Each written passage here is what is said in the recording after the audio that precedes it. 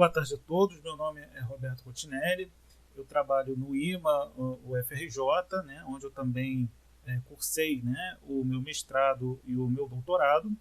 Em primeiro lugar, eu gostaria de agradecer o convite da comissão organizadora, né, desse quinto workshop online de alimentos funcionais e embalagens. A minha ideia aqui, né, é mostrar para vocês um pouquinho, né, o que a gente tem feito recentemente no nosso laboratório de RMN, no tocante à análise de alimentos e com mais ênfase, né, em alimentos contendo prebióticos ou probióticos, né, em parceria com o Instituto Federal do Rio de Janeiro, né, do campus Maracanã, através, né, da intermediação com o professor Adriano Cruz e toda a sua rede de alunos e colaboradores. Para quem não conhece o IMA, né, ele fica localizado na Universidade Federal do Rio de Janeiro, né, e a gente tem aqui, né, a fachada externa, né, do nosso prédio e também uma foto do jardim interno, né, do prédio. E o laboratório, né, de RMN, ele fica no laboratório, né, J115. Aqui a gente tem uma foto recente, né, tirada após algumas reformas. Né? Então a gente tem aqui os equipamentos que a gente conta atualmente. Um equipamento, né, de RMN no domínio do tempo, esse equipamento azul, né, que é o MQC, da Oxford Instruments. Mais dois equipamentos aqui também de bancada, né, de RMN no domínio do tempo, né, são dois Marães. Esse daqui é de 4,7 MHz e esses dois aqui de 23,4 MHz. E aqui no canto, né, a gente tem o equipamento de ciclagem de campo rápido, né, que opera entre 10 kHz e 10 MHz. E aqui ao fundo a gente tem um RMN, né, de alto campo que opera a 300 MHz, né, onde a gente faz análise de RMN no domínio da frequência para obtenção de espectros de carbono 13 e hidrogênio.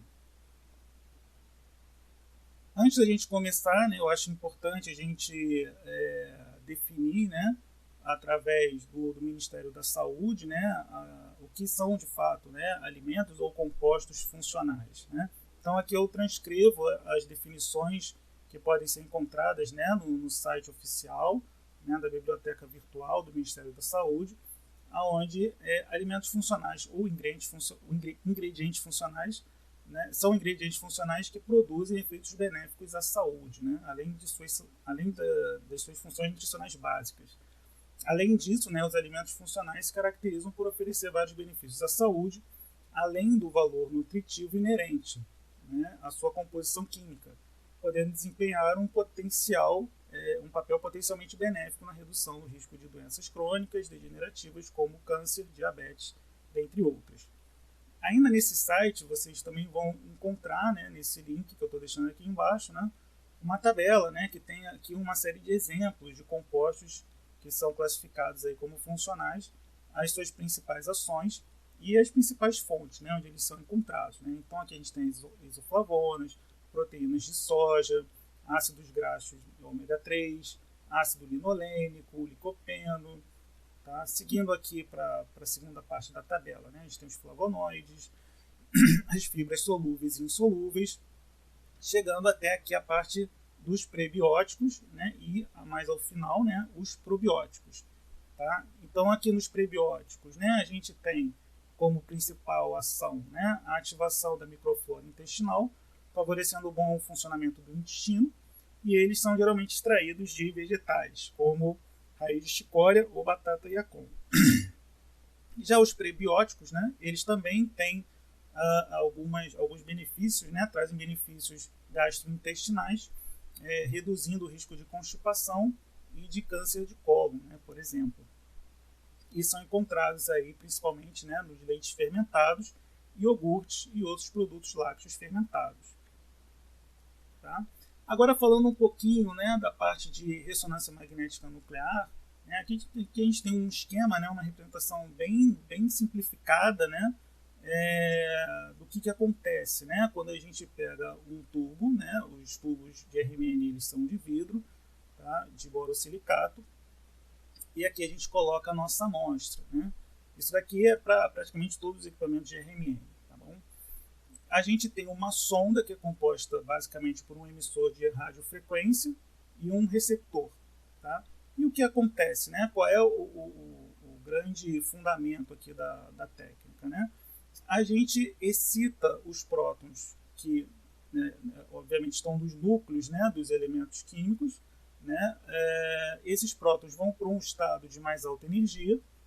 Né? E quando a gente para de emitir o pulso de radiofrequência, que é o que fornece energia a esses prótons, eles naturalmente vão voltar para o seu estado fundamental, né? O estado de mais baixa energia. Tá bom?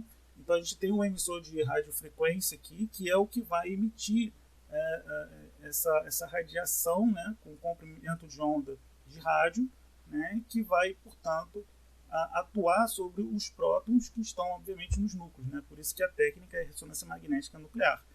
E esse fenômeno, né, ele acontece na presença de um campo magnético. Né? Por isso que a gente tem aqui, né, as bobinas que desenvolvem o papel aqui, né, de um campo magnético. Tá bom? A gente pode fazer análise de RMN para uma série de núcleos, né, de diferentes elementos, né, e aqui na nossa apresentação a gente vai dar uma ênfase no núcleo do átomo de hidrogênio, tá? Mas quem já trabalhou com RMN, né, já deve saber que a gente tem RMN de carbono, de alumínio, de silício, de flúor, de fósforo, de oxigênio, enfim, de uma infinidade aí de elementos. Tá? Nem todos os elementos, né, fornecem sinal de RMN, mas a gente não vai entrar aqui nessa questão. Tá? O mais importante é vocês entenderem, né, que no caso aqui dos átomos de hidrogênio, né, quando a gente tem aqui uma amostra qualquer, esses átomos de hidrogênio eles estão, né, em sentidos aleatórios, né, de acordo com o seu momento magnético, e uma vez que essa amostra é colocada num campo magnético, esses momentos aqui eles tendem a se alinhar com o campo aplicado. Tá bom? Então aqui a gente tem uma situação, né, explicada através de um modelo vetorial. Né, no eixo Z é o eixo onde fica, né, o sentido do campo magnético aplicado. Né? Como eu falei naquela foto no início, né, a gente tem equipamentos de 4,7 MHz, 23 MHz, o outro de 300 MHz. Né? Então a gente pode ter aqui campos de diferentes intensidades. Tá? Perpendicular ao campo a gente tem o emissor de radiofrequência e também o detector. Tá? Aqui é só para vocês entenderem, né, basicamente como é que funciona esse processo de excitar o próton, né, deixar o próton relaxar e como é que é feita essa questão da questão do sinal. Tá? Então, quando o pulso de radiofrequência ele começa a ser emitido, né, a gente tem a rotação, né, a movimentação desse vetor principal aqui, desse vetor somatório, na direção do plano XY, tá, que representa o processo de excitação, ou ganho de energia pelos prótons. Tá? Então, quando ele, por exemplo, chega aqui no plano XY, tá, o pulso de radiofrequência ele pode ser cessado, tá, e, naturalmente, quando os prótons deixam de receber energia, eles vão tender a voltar para o estado fundamental, tá? Fazendo o caminho de volta, né, para aquela posição inicial de repouso. Tá? Então, durante esse processo, né, se a gente olhar esse vetor somatório aqui como duas componentes, a componente MZ e a componente MXY, a projeção aqui no plano XY, tá? A gente vai ter, então, a componente MZ aumentando ao longo do tempo, né, à medida em que esse vetor retorna à posição de equilíbrio, à posição do estado fundamental, tá? E a componente MXY diminuindo, tá, com o passar do tempo. Tá bom? E a partir desse processo, então, a gente pode extrair duas constantes de tempo. Tá? A constante de tempo de relaxação longitudinal e a constante de tempo de relaxação transversal. Tá? O tempo de relaxação longitudinal é simbolizado como T1, um subscrito, e o tempo de relaxação transversal com T maiúsculo e o 2 em minúsculo. E é utilizando esses dois tempos aqui, existem outros tempos de relaxação, tá bom? Mas a gente não vai entrar em detalhes aqui nos outros tipos, esses aqui são os principais e são de longe aí os mais empregados, né, na caracterização não só de alimentos, mas de uma série de outros materiais, né, polímeros, petróleo, matrizes porosas, fármacos, biomacromoléculas, né? Então a gente tem aí uma série de segmentos diferentes que fazem uso dessa técnica e também desses processos de relaxação que a gente tem aqui. Tá? Então, como eu falei, né, aqui a gente tem um gráfico bem clássico, né, de uma curva de relaxação longitudinal. Vocês podem perceber que é um sinal que ele vai subindo, né, ao longo do tempo, a sua intensidade, né, que é justamente a evolução dessa componente mz que vai aumentando à medida em que o vetor somatório retorna à posição de equilíbrio. Tá? E aqui a gente tem uma curva, né, de decaimento clássica para um sistema, um sinal de relaxação transversal, que é a redução, né, do tamanho desse vetor à medida em que esse vetor somatório volta para a posição de equilíbrio. Tá? Por isso que um tem esse aspecto ascendente e o outro tem um aspecto descendente.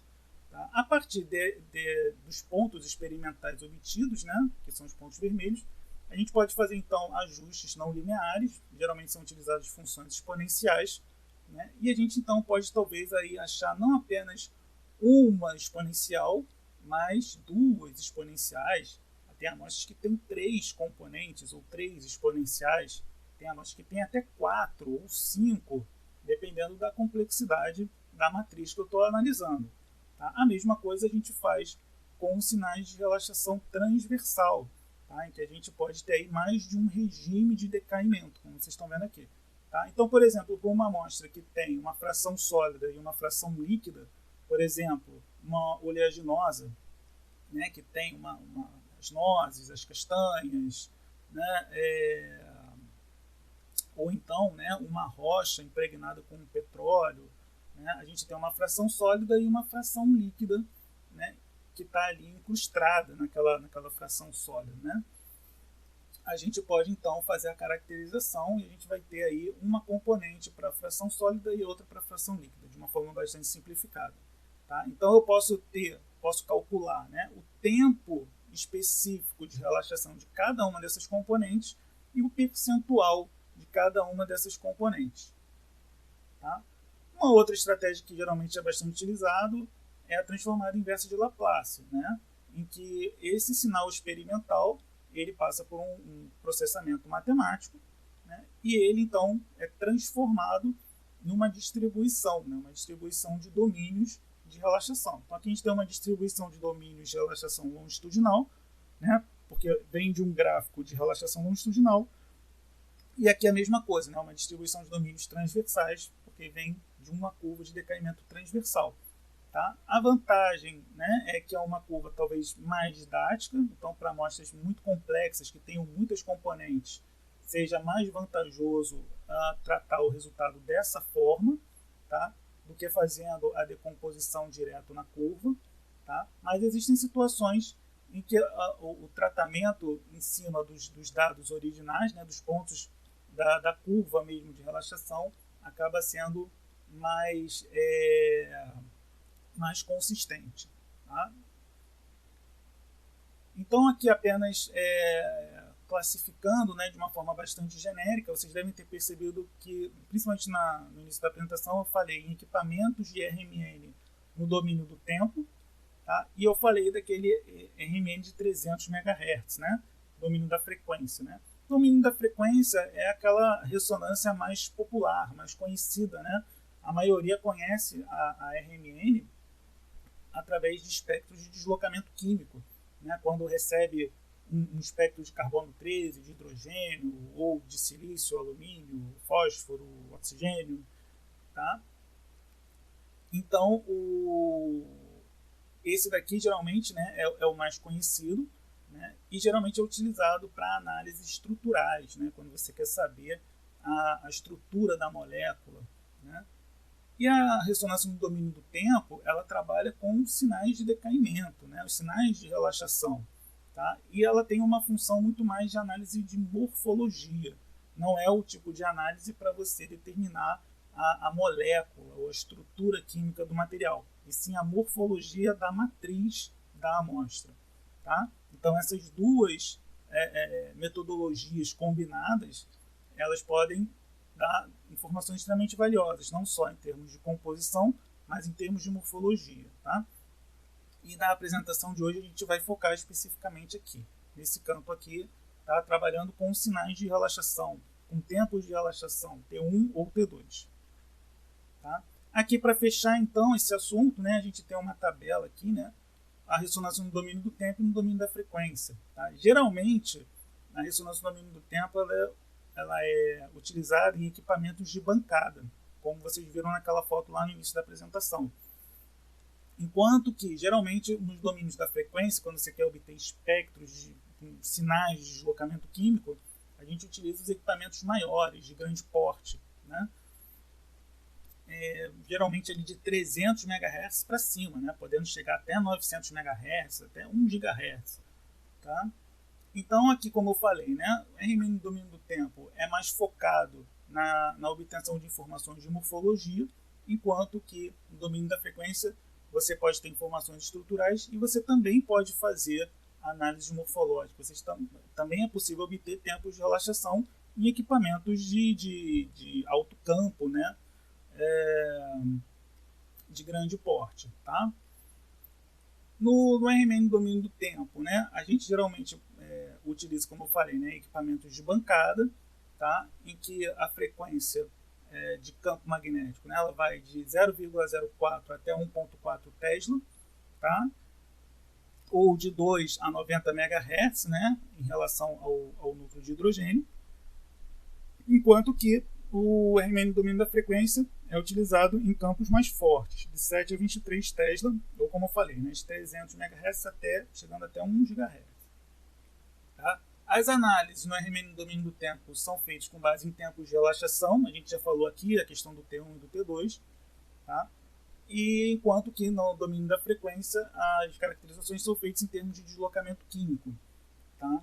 E também pode ser obtido tempo de relaxação em equipamentos de grande porte, não tem problema nenhum. Tá?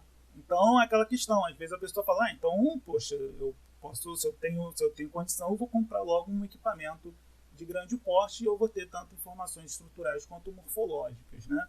A grande questão é que, além de envolver um custo muito maior, né, a manutenção também é mais onerosa. Né? Os equipamentos de bancada, eles têm um custo muito menor, né? E eles também não necessitam de líquidos criogênicos, né? Como o nitrogênio líquido e o hélio, né? Hélio líquido, que são necessários aqui nos equipamentos de grande porte, né? De alto campo magnético. Tá? Então é por isso que os equipamentos de bancada ainda são bastante procurados, tá? Porque eles dão várias informações morfológicas e não necessitam assim de uma infraestrutura muito sofisticada, não necessitam de muito espaço, né? E também a manutenção, né, é bem baixa. Né? Esses equipamentos eles não necessitam de manutenção mensal ou semestral. Tá? Então, aqui começando, né, com alguns artigos que a gente publicou, eu separei 4, né? Eu espero que dê tempo aqui para falar bem desses 4, no tempo que a gente ainda tem. Tá? Como eu falei, né, todos esses 4 artigos foram feitos em parceria com o pessoal do IFRJ, né, então, principalmente, né, dirigido, né, pelo professor Adriano Gomes Cruz, né, mas a gente também conta com a colaboração imprescindível de uma série de outros pesquisadores, né, o Hugo, o Celso, o Eric Esmerino, a professora Renata Reisses, né, que estão sempre aí ajudando e contribuindo na discussão dos resultados. Né? São artigos, né, que trazem bastante inovação, então necessita realmente de bastante gente pensando para entender o que está acontecendo. Né? E eu tenho assim, muito prazer, né, de trabalhar com todos eles. Tá? Então, o primeiro artigo, né, fala exatamente, né, dessa questão da substituição parcial de cloreto de sódio por cloreto de potássio. A gente já tem aí uma política, né, de incentivo à redução de sódio nos alimentos. Tá? Então, o artigo ele vai por essa esteira. tá? No caso aqui, né, com queijo prato contendo, né, um probiótico, que a gente vai falar dele, e também intensificadores de sabor, né? Como é que é essa questão dessa substituição parcial junto com esses intensificadores ou melhoradores de sabor e também na presença de um prebiótico afetam a morfologia do queijo prato, tá? Então aqui, né, basicamente o que eu já falei, né, avaliar os nossos objetivos aqui, né, utilizando a ressonância no domínio do tempo, né, foi avaliar essa substituição parcial, né, de sódio por potássio e a adição de intensificadores de sabor, né, e analisar, né, como acontece essa questão da mobilidade da água e da gordura presente no queijo prato, que também contém, né, Lactobacillus casei, né, que é o probiótico em questão. Tá? O equipamento que a gente utilizou, né, que também está presente em todos os outros trabalhos aqui dessa apresentação, foi o nosso Maran Ultra. Eu falei dele naquela foto lá no início, tá? Que opera 23 MHz, 23,4, enfim. Tá? Analisando o núcleo, a relaxação dos núcleos de hidrogênio. Tá? O nosso tubo tem um diâmetro aí de aproximadamente 18 milímetros e as análises foram feitas a 30 graus Celsius. Tá? E o tempo de relaxação utilizado, né, nesse estudo foi o tempo de relaxação transversal obtido através da sequência de pulso CPMG. Tá? Essa questão da sequência de pulso eu também não vou entrar em detalhes agora, né, mas a gente tem sequências de pulso que oferecem tempo de relaxação transversal, como é o caso do CPMG, e a gente depois vai falar das sequências de pulso que oferecem tempos de relaxação longitudinal. Tá? Aqui a gente tem a função de ajuste, tá? Depois vocês vão entender isso aqui melhor, tá? A função de ajuste dos pontos experimentais. Né? Eu falei disso também alguns slides atrás. Quando você tem a curva, a curva obtida, né, de relaxação, a gente pode fazer a decomposição em duas ou mais componentes. Nesse caso aqui foram encontradas 3 componentes.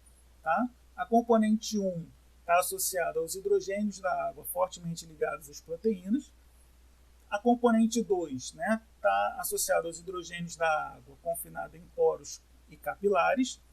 Então aqui é aqui é uma restrição de mobilidade química, né, por estar ligado às proteínas, e aqui é uma restrição de mobilidade física, né, por confinamento em poros e capilares.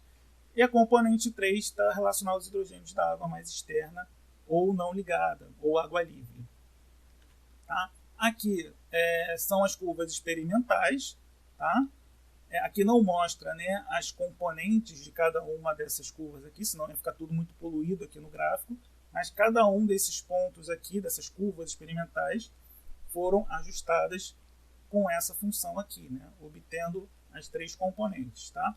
Aqui a gente tem, para a amostra de queijo, contendo cloreto de sódio, né, 100% cloreto de sódio na sua formulação, com uma redução de 50%, ou seja, 50% cloreto de sódio e 50% cloreto de potássio, né, e contendo 1% de arginina, tá, 50% de cloreto de sódio, 50% de cloreto de potássio e 1% de levedura, 50% de cloreto de sódio e 50% de cloreto de potássio, apenas, né, sem arginina e levedura, tá? E 50% de cloreto de sódio e extrato de orégano. Né? E todos eles contêm lactobacilos, né, na mesma quantidade. Né? Então todos eles têm o probiótico aqui em questão. Tá? Essa daqui é uma tabela, né, obtida a partir do ajuste destes pontos experimentais com essa função. Tá? Então, como eu falei, foram 3 componentes. Né? Então, aqui a gente tem a primeira componente, né, o tempo dela e o seu percentual. A segunda componente, o seu tempo e o seu percentual. E a terceira componente, o seu tempo e o seu percentual. Então, aqui é o T2 da primeira componente, por isso que é T21. Depois, né, o T2 da segunda componente, por isso que é T22. E o tempo de relaxação transversal da terceira componente, por isso que é T23. Tá? Então aqui a gente tem, né, os valores obtidos para cada amostra. E aqui a gente tem as principais observações. Né? Então a primeira delas, né, a substituição de cloreto de sódio por KCl, né, em 50% implica em menores valores de T2 para todas as componentes, né, sem grande variação nos percentuais, tá, indicando uma morfologia mais rígida. Tá? Então, quando a gente olha aqui, né, a amostra que tem 100% de cloreto de sódio, né, essa daqui, vamos olhar na verdade, fica melhor. A gente pode começar com essa daqui, né, que é só a redução com cloreto de potássio sem arginina, levedura ou orégano, tá? Que são ali os intensificadores de sabor, enfim, os mascaradores. Tá? Então vocês percebam que aqui era 19, tá? A da primeira componente, você tem aqui valores menores, né, para essa componente. Tá? Na segunda componente também há uma redução do tempo, quando você substitui cloreto de sódio por cloreto de potássio. E na terceira componente, a gente sai aqui 187, 121, 165, 134, 123, valores menores também. Tá? Então, o que acontece? Né? O que essa redução, né, quer dizer? Né? Significa que a gente tem uma morfologia mais rígida. Quando a gente está falando de T2, né, quanto menor é o T2, a gente está falando de uma redução de mobilidade do núcleo que a gente está analisando, tá? Dos componentes que a gente está analisando, né, na verdade. Quando a gente tem um aumento de T2, geralmente a gente está falando de aumento de mobilidade. Tá? Então, essa redução dos tempos significa que o quê?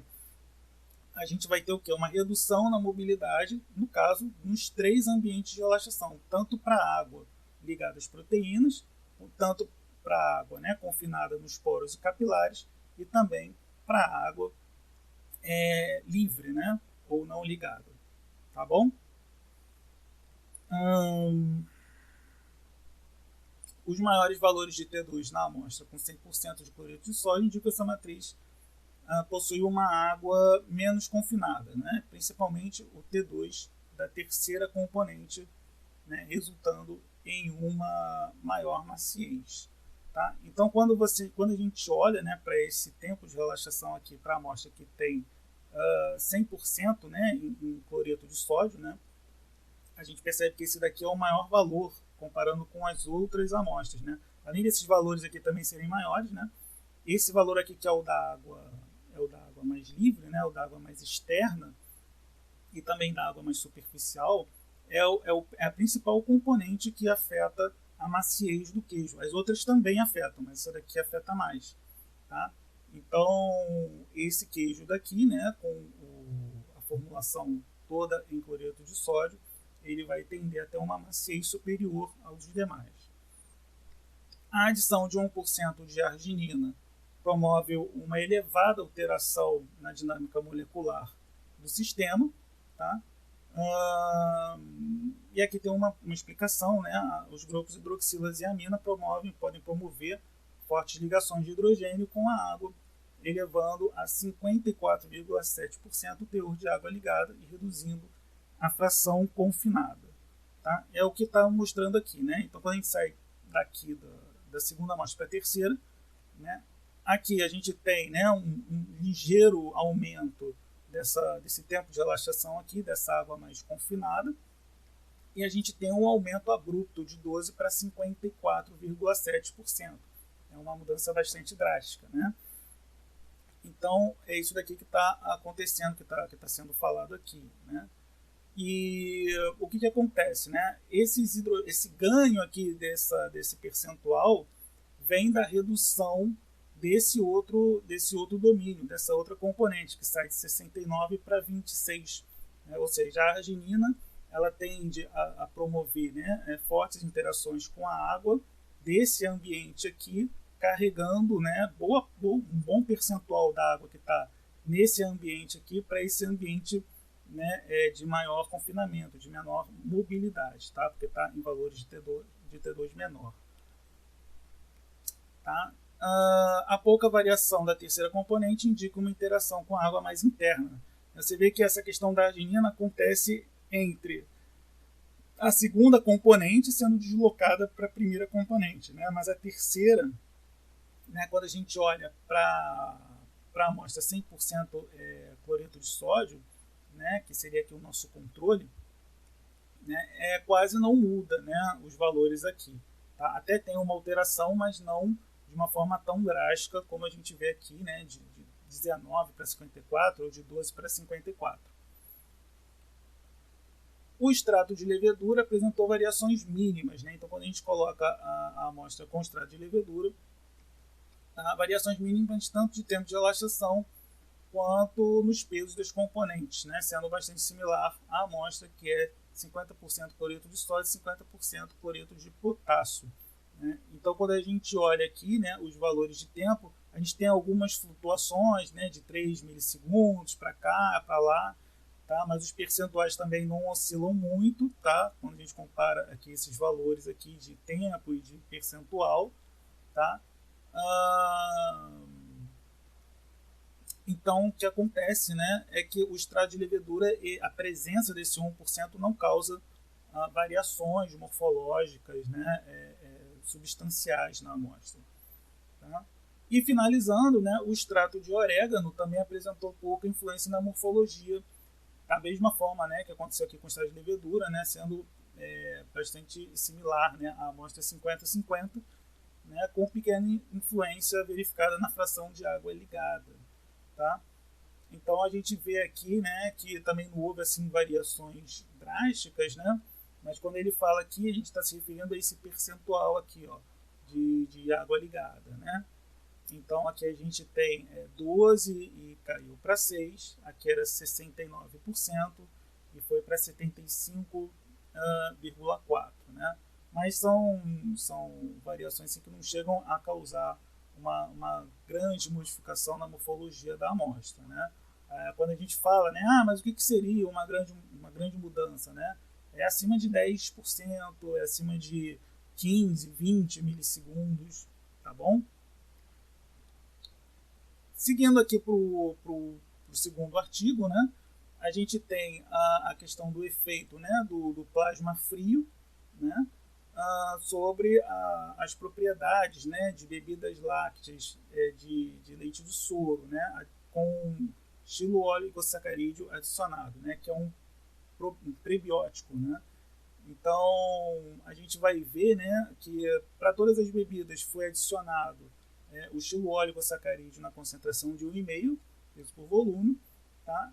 E o que mudou, na verdade, foi o tempo de tratamento com plasma frio, comparando com o processo clássico da pasteurização. Tá? Aqui tem os dados do equipamento, né, o mesmo do artigo anterior, e aqui a gente vai ver que a gente utilizou não só o CPMG para obter o tempo de relaxação transversal, mas uma sequência que foi desenvolvida por nós no nosso laboratório, né, chamada, né, a sigla, né, é SAF, tá, para a obtenção do tempo de relaxação transversal. Tá? E é uma sequência que permite adquirir os dois tempos simultaneamente. Ao invés de eu fazer um para depois eu fazer o outro, na mesma janela de aquisição eu tenho os dois sinais simultaneamente. Tá? Aqui é a equação de ajuste para a obtenção do tempo de relaxação longitudinal e aqui o tempo de relaxação transversal. Tá? Aqui está o aspecto, né, de como o sinal é obtido, né? A curva de relaxação longitudinal, vocês devem lembrar daquele gráfico que eu mostrei no início da apresentação, e a curva de relaxação transversal. Tá? Então daqui a gente faz o ajuste para obter os valores de T1 e daqui a gente faz os ajustes para obter os valores de T2. Tá? Aqui a gente tem a bebida processada por pasteurização e por diferentes tempos de processamento, né, de tratamento com plasma frio, né, 0, 5, 10 e 15. Tá? E aqui, mais uma vez, né, a gente tem uma tabela que mostra os valores encontrados. Tá? Então, vocês vão ver aqui que tem um T11 e um T12, ou seja, as curvas de relaxação longitudinal foram decompostas em duas componentes, tá? Mas as curvas de relaxação transversal, né, elas se comportaram de forma monoexponencial, por isso que só tem um valor de T2 aqui.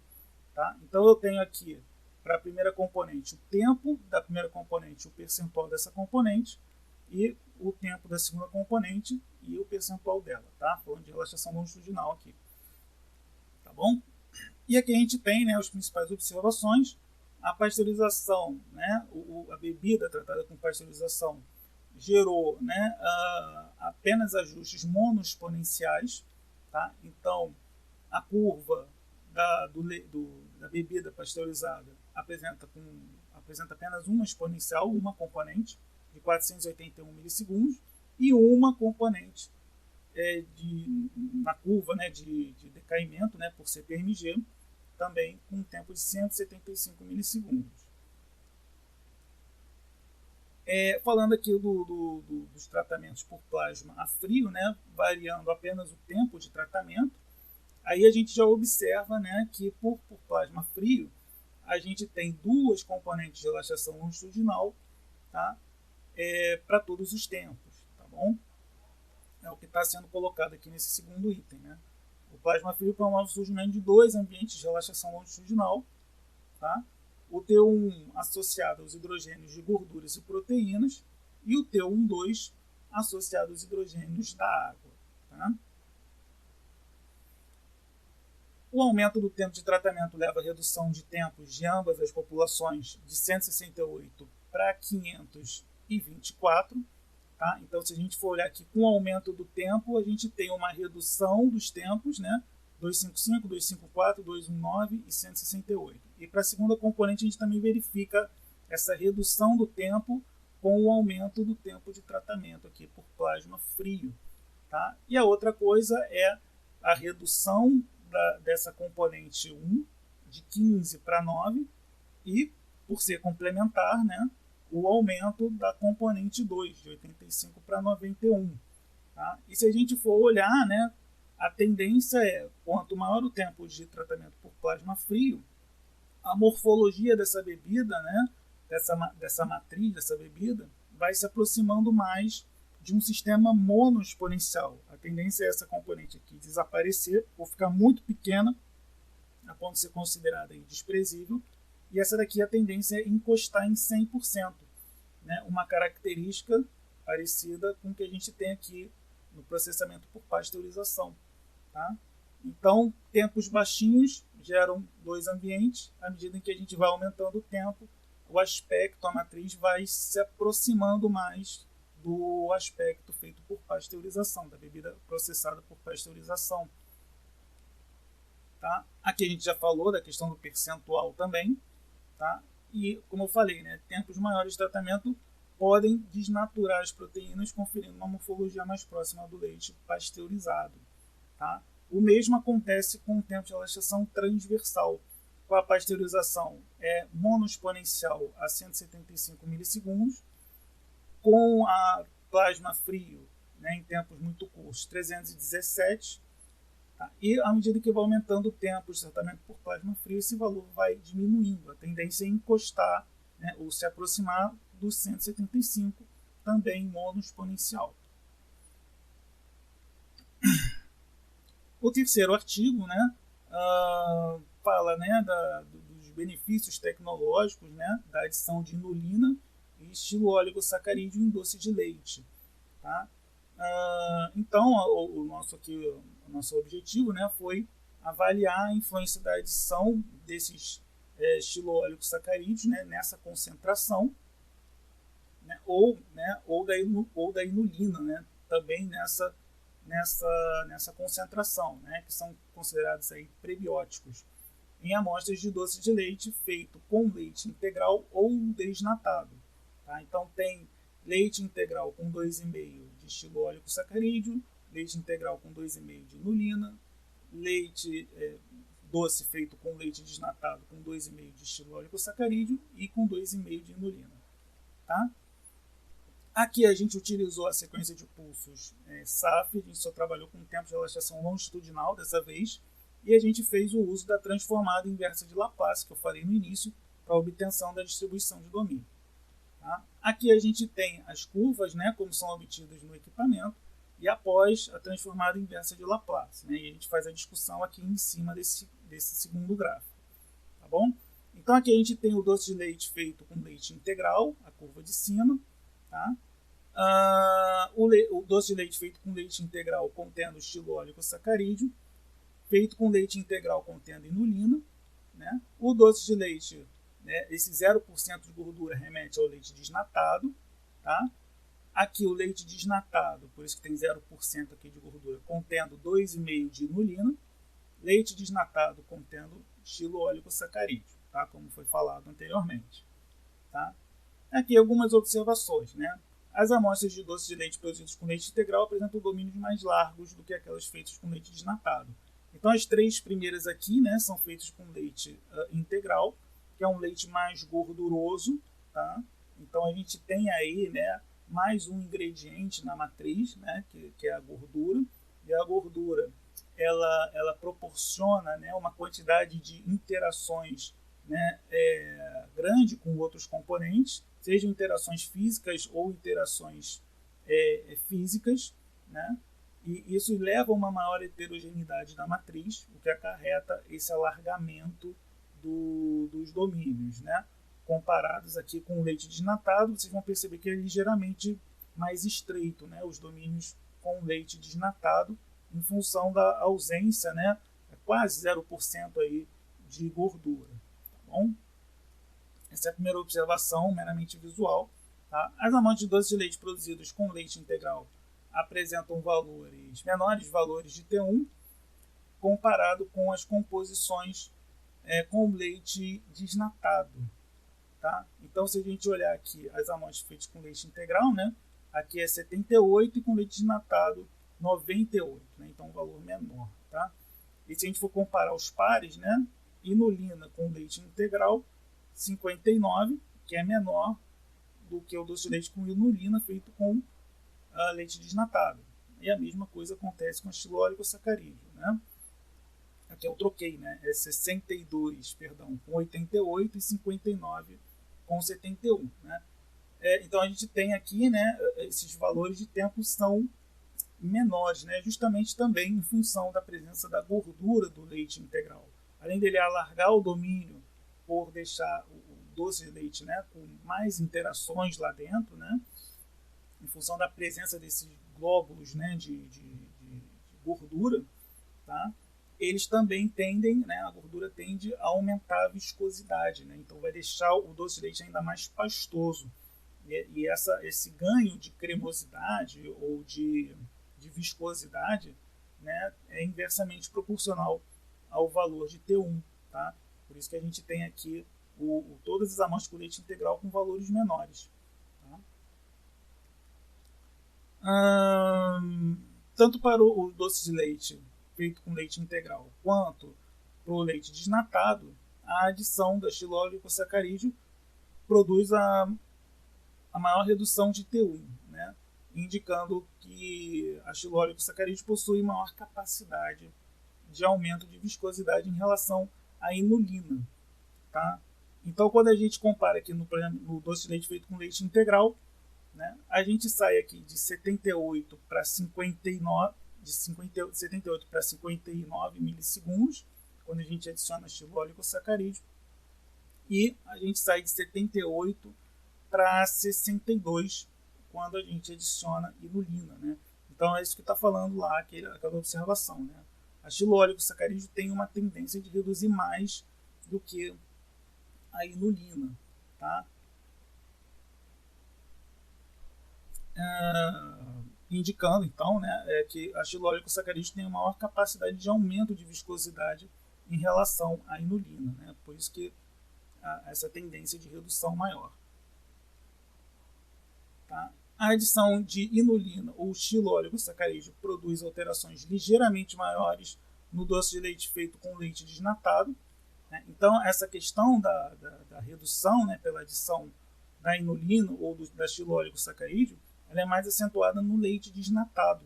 Né? Então, se a gente comparar aqui, né, com o estilooligosacarídeo, a gente tem uma diferença aqui de 98 para 71, daria quase aí 30 milissegundos, tá, de diferença. Quando a gente faz a mesma comparação, só que com leite integral, né, a gente sai aqui de 78 para 59, seria aproximadamente aí 20 milissegundos.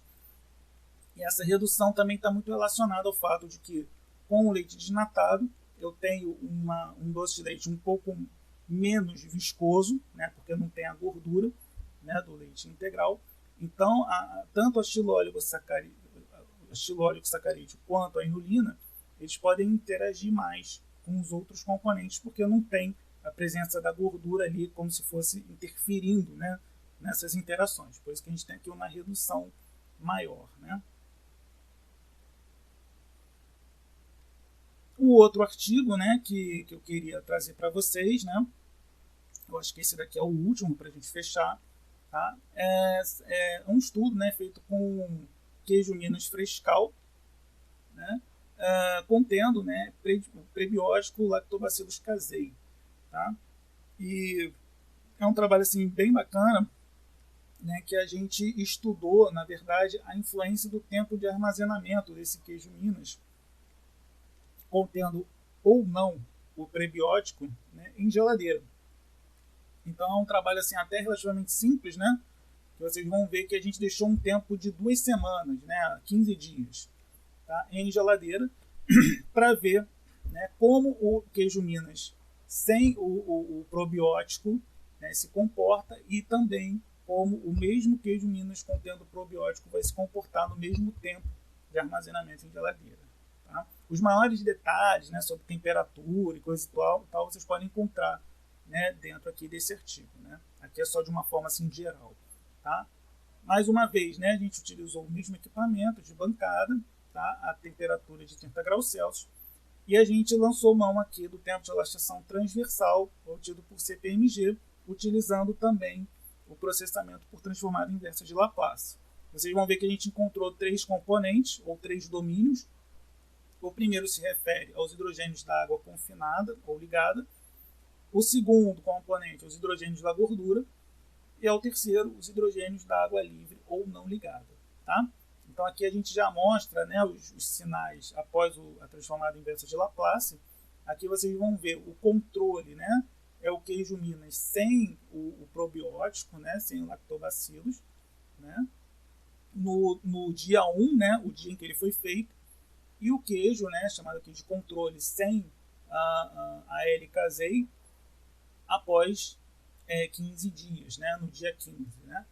A mesma coisa a gente tem embaixo, só que com o probiótico, né, contendo lactobacillus no dia 1 e depois de 15 dias na geladeira. Tá?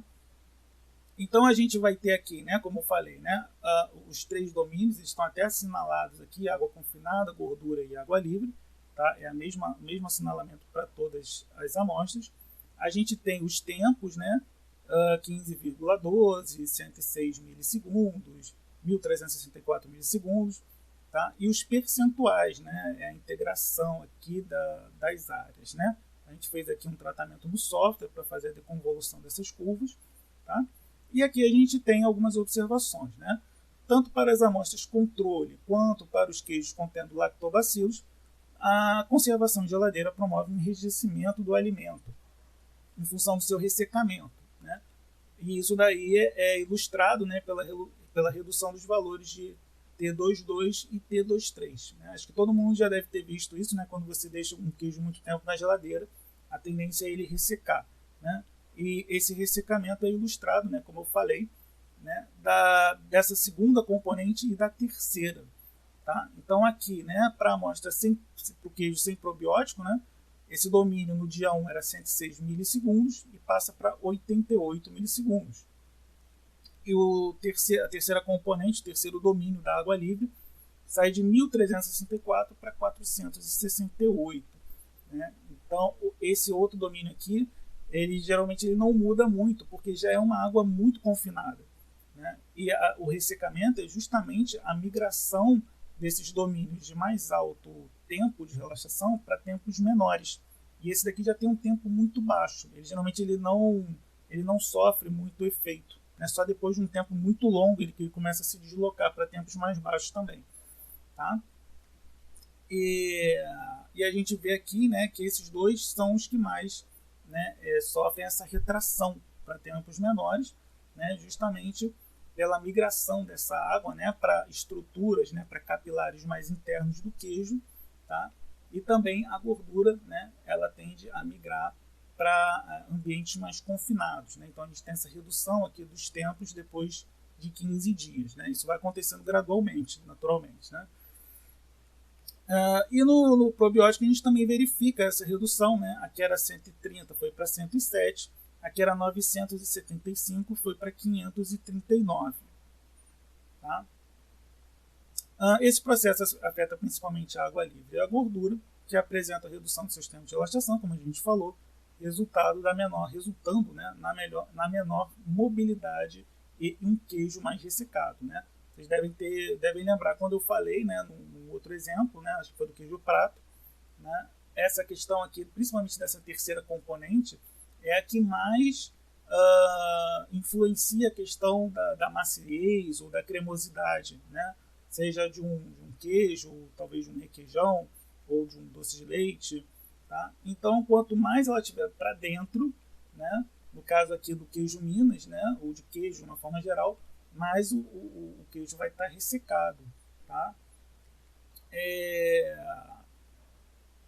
Então é isso daqui que a gente está falando aqui. Tá?